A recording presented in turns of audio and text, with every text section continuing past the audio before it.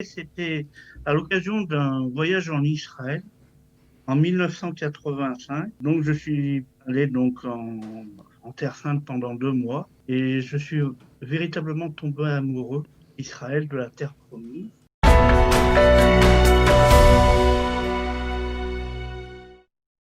Comme chaque dimanche, nous avons le plaisir de retrouver dans notre studio Shraga Bloom. Shraga Bloom, éditorialiste et journaliste. Merci d'être avec nous Bonjour, ce matin. Shavua Tov. Alors, il y a quelques jours, on a célébré la journée nationale de l'hébreu. C'était le 7 janvier, date de la naissance d'Eliezer Ben Yehuda, le réformateur, enfin le restaurateur de la langue hébraïque moderne. Et d'une certaine manière, à cette occasion, vous avez décidé de nous présenter un invité que nous n'avons pas l'habitude d'avoir sur les ondes, mais qui est intéressant. Voilà, il s'agit d'un personnage passionnant, en la personne de Monsieur Bruno Drey. Monsieur Bruno Drey, bonjour. Bonjour. Alors, Monsieur Bruno Drey on va nous expliquer dans un instant, autodidacte, spécialiste de linguistique, a écrit plusieurs livres sur l'influence de l'hébreu sur les langues européennes. J'en citerai que 4. Les langues européennes, la lumière de la Bible au cœur du langage universel, ce que les langues européennes doivent à l'hébreu, les récits bibliques dans le langage occidental. Alors, Monsieur Bruno Drey, merci beaucoup d'abord d'être notre invité. C'est moi qui vous remercie. Mais avec grand plaisir, avec grand plaisir. Et d'abord, expliquez-nous un peu votre parcours, parce que je crois savoir que votre amour de la langue hébraïque vous est venu de manière, je ne dis pas par hasard, il n'y a pas de hasard, mais à travers le parcours de votre vie, en fait. Oui, tout à fait. Ben, écoutez, c'était à l'occasion d'un voyage en Israël en 1985. Donc, je suis allé en Terre Sainte pendant 2 mois et je suis véritablement tombé amoureux d'Israël, de la terre promise. Et cela m'a tellement enchanté que quand je suis retourné en France, eh bien, j'ai décidé de devenir religieux et j'étais dans une école Hort à Lyon et j'avais commencé à apprendre l'hébreu avec un professeur. Et ensuite, j'ai développé mes connaissances linguistiques donc dans la langue hébraïque par moi-même et eh bien, écoutez, avec cet amour de l'hébreu, cet amour de la Terre Sainte, eh bien, je me suis rendu compte que j'avais des possibilités d'apprendre donc une langue non maternelle par moi-même. Et c'est ainsi que bien j'ai développé mes connaissances et donc je m'exprime en hébreu de façon très courante. Et d'ailleurs, à tel point, c'est que j'ai réalisé une méthode pour apprendre à parler l'hébreu qui a nécessité 15 années de travail, dont je vous montre les 2 tomes. Donc le premier tome ici, vous voyez. Ce sont vos premiers livres ? Voilà, ça c'est le premier tome de ma méthode hébraïque. Et voici le second. Et donc cela a nécessité 15 années de travail. Alors, ce qui est extraordinaire, Monsieur Drey, c'est que vous avez écrit des livres qui font référence aujourd'hui, alors que vous êtes autodidacte, c'est-à-dire vous n'avez pas fait d'études universitaires de linguistique, ça vous est venu de manière empirique comme ça, et donc aujourd'hui vous êtes en contact avec même Claude Agege, qui est l'un des plus grands linguistes du monde, qui a approuvé vos livres. Oui, tout à fait. Ben, c'est cet amour du judaïsme. Cet amour, c'est aussi dû à l'éducation de mes parents. Oui, bien sûr, j'ai prévu. Mes parents étaient très humanistes. Et avec cet amour, bon, ce qui est également extraordinaire, c'est que j'ai des parents qui n'ont jamais été à l'école. Et avec cet amour, mes parents m'ont inculqué l'honnêteté et l'intégrité. Et bien, avec tout ça, et bien entendu, avec l'aide de la Providence, et bien, j'ai acquis, on m'a donné un don, véritablement. Que vous avez su exploiter à merveille. Alors, nos auditeurs, évidemment, sont curieux et impatients d'entendre surtout des exemples, parce que je citerai de nouveau la psychanalyste Eliane Lévy Amadou-Valency, qui disait que dans l'Occident, il y avait une espèce d'occultation des sources hébraïques de la civilisation occidentale, européenne. Et vous, ce que vous avez fait, c'est que vous avez fait œuvre de justice, finalement. Vous avez vous avez étudié et révélé les connexions entre l'hébreu biblique, l'hébreu et plusieurs langues européennes. Alors, quelques exemples assez édifiants, parce que vous me l'avez donné au téléphone, et c'est assez extraordinaire de voir les connexions qu'on trouve aujourd'hui entre les langues, l'hébreu et ces langues-là. Alors, c'est vrai que là, j'en arrive à un résultat, c'est-à-dire j'ai publié plusieurs ouvrages, hein, Oui, je les ai je peux cités. vous Oui. montrer ce que les langues européennes doivent à l'hébreu, hein. Euh, donc, qui fait suite, en fait, à l'édition de mes 3 premiers ouvrages, à savoir sur les papes Babel, que j'avais édité c'était mon premier opus, je l'avais édité en 2002. Ensuite, j'ai édité trois versions des trésors étymologiques de la Ouais. Bible, ça s'appelle les trésors étymologiques de la Bible. Et enfin, j'avais publié en septembre 2013 les racines bibliques des langues Alors, occidentales. nous attendons avec impatience quelques exemples.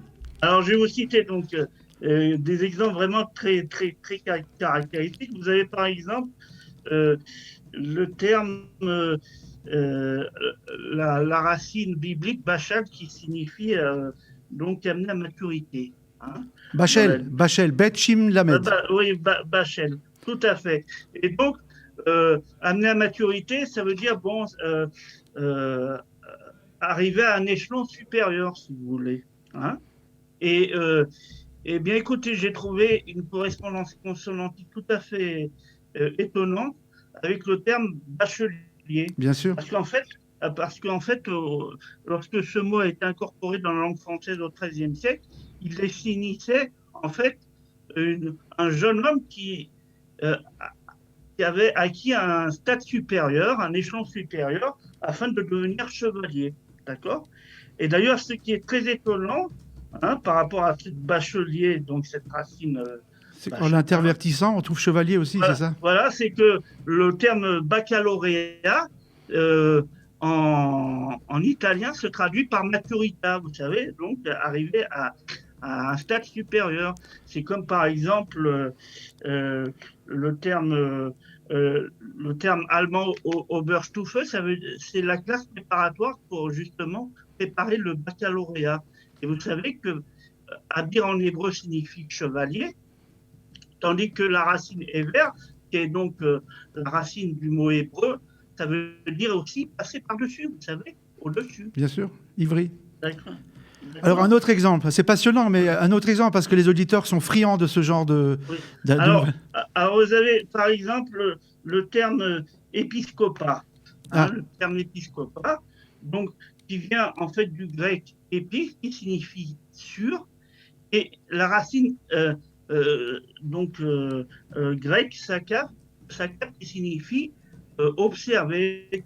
Et donc, eh bien, les auditeurs hébréophones savent que la mishkapaïm se traduit par lunettes, hein, qui a pour racine chakaf, donc qui est mentionné dans le livre des Nombres, donc chapitre 23, et qui signifie regard vu.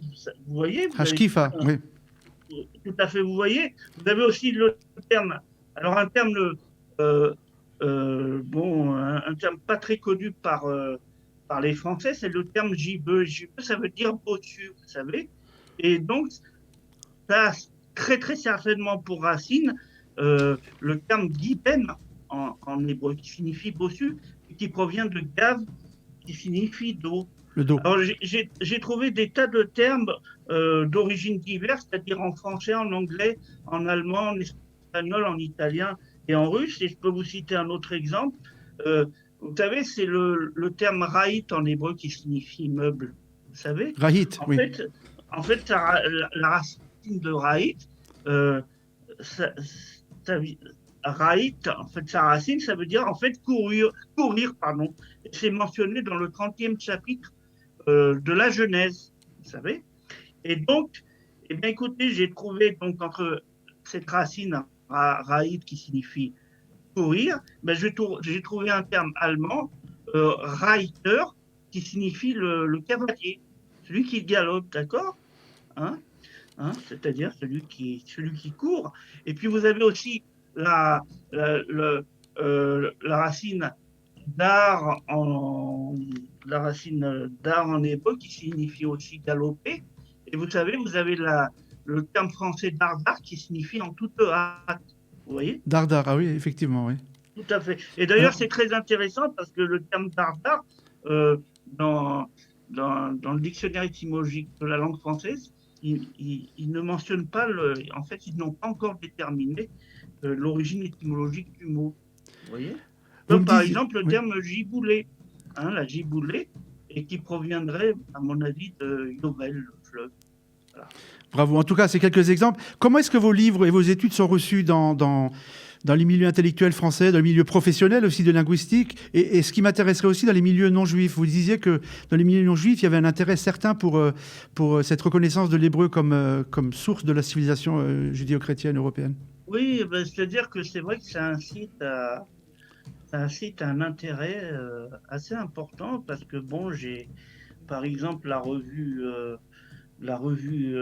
donc des amitiés judéo-chrétiennes, Sens, qui avait proposé un article. J'ai eu aussi un reportage télévisé à la télévision française, mais j'ai eu aussi des articles de journaux, mais c'est surtout que mes ouvrages, ils intéressent les très grandes universités à travers le monde, comme par exemple à Harvard, où j'ai déjà 4 ouvrages.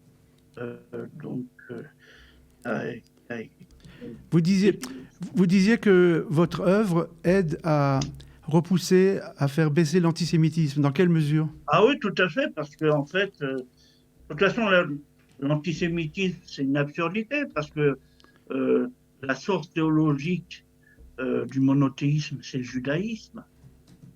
Alors vous savez, faut reconnaître d'où on vient, quoi. Oui, mais est-ce que vous sentez dans les milieux non juifs, par exemple, que ça repousse un peu la méconnaissance, ça entraîne de l'intérêt? De toute façon, la culture, c'est un vecteur qui permet de reculer, disons... En principe, ça devrait. Oui, parce qu'on dit aussi que l'antisémitisme vient aussi d'une frustration par rapport à quelqu'un envers lequel on a une dette.